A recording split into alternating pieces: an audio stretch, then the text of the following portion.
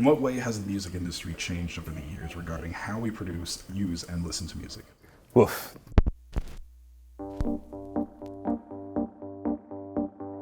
The music industry has changed fundamentally.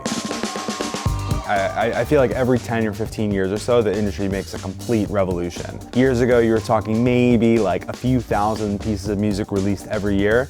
Now I think the number is 60,000 recordings every day are released on the internet. So with that, there's a lot of pressure on artists and music companies and all of their partners to help people break through the noise. It's a big question right now. So can you tell us where the idea for epidemic sound came from? So it started out as something very analog, but as more and more platforms got invented, more and more technology got invented, there were different layers, and these layers compounded, and ultimately music licensing has turned into a very complicated beast.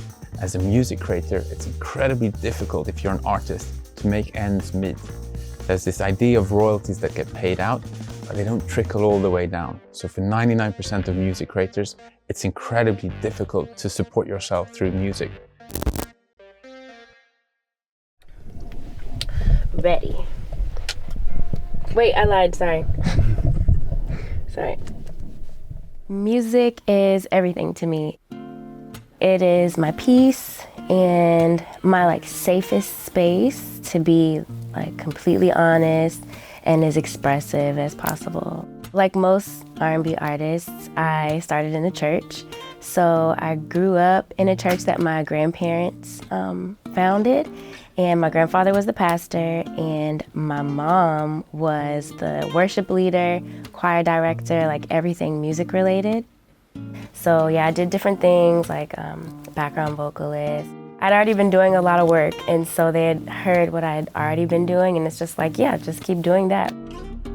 That was the first thing that I was introduced to at Epidemic Sound was the people, and so that kind of drew me in the most. And then great advice from A&Rs that work with Epidemic, really solid. I mean, I trust everyone's opinion about what to do with certain songs, or if there's changes that they suggest being made.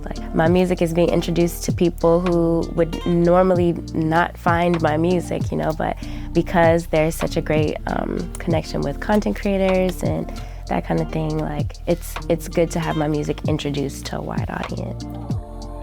I know healing ain't instant, but can we survive the distance? 15 years ago, there were 5 of us who had a common denominator in Sweden. And so we stumbled upon 2 problems that we felt needed solving. The first was, as content creators, we knew that adding music to content was crucial. It's the equivalent of adding taste to food. It's like umami. Yet that wasn't the case. Adding music to content was intimidating, complicated, non-tech, non-transparent. Now on the flip side, we had the artists. And there was this model around music which was royalty. And on paper it was great. But over the years it turned out the royalty model didn't really work. And we realized that if we connect these two, if we have incredibly talented artists and incredibly talented storytellers, and just have a thin membrane of technology between the two, that could unlock and enable huge amounts of creation of insights and data and wealth and prosperity for both parties. So that's what we try to do. Epidemic was founded to soundtrack the world. That's our mission. We're making music that does super well on content, but is so good that we're confident if we publish it on streaming services, it's also going to be commercial music. It's 40,000 plus tracks, 90,000 plus sound effects, and again, I think one of the highest quality fit for purpose catalogs of music on the planet. Unlike most people in the field, we pay upfront for music, and it's not in advance, it's not a loan. We pay a fixed fee for a fixed amount of time and effort that goes into a track. On top of that, when we distribute their music on streaming services, we split all of that revenue 50-50 with them. We also have something called the soundtrack bonus, which is a royalty pool that rewards folks whose music is used best within our creator community. And on top of all of that, we give all of our artists the opportunity to invest in Epidemic Sound on the same terms employees do. So we produce music based on the needs of creators really by listening to them. We have an unprecedented footprint online, and our ability to get back information about how our music is used is super, super helpful to understanding what types of music are working well and what isn't. And on top of that, we have really great relationships with big YouTube channels, big content creators, big enterprise companies that are clients of ours, and having that direct relationship makes it really, really easy actually to figure out what it is that content creators need.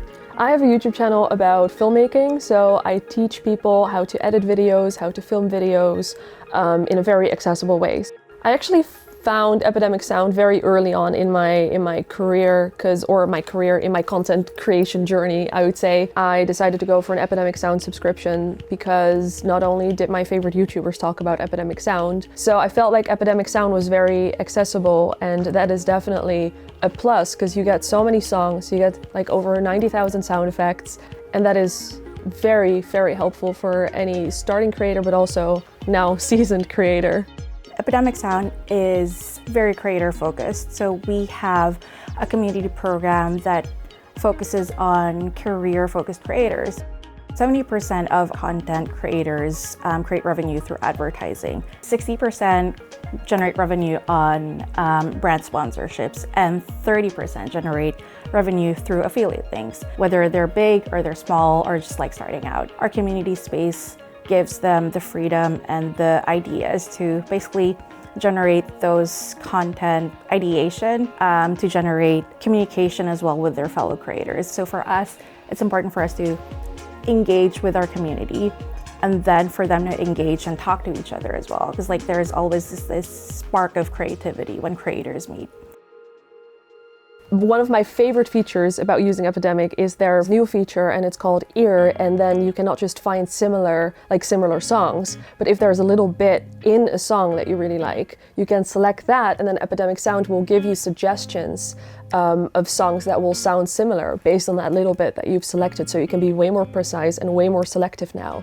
Imagine that you have content where you could use AI to suggest what would be appropriate. So that's a feature we launched a few weeks ago called Sound Match. We can then index basically everything that we've ever soundtracked. We know what the internet sounds like. And so we know that, this is a dune buggy, this is a desert. These are the 10 most prolific tracks that could probably do a great job of telling that story. So imagine having an always-on AI music supervisor that helps you automagically with everything. We think that's a very compelling offer. I think the future of the music industry is going to still see unprecedented growth and unprecedented change. If you would have told people 10, 15 years ago that streaming would have been the #1 way people are consuming music, I don't think anyone would have believed you. And now with content creation becoming even easier, with it being re-democratized as we call it, with everyone having access to tools to create music and video, I think that's really the future of artists getting found and discovered. It's not so much through traditional channels like radio or playlists, it's through storytelling.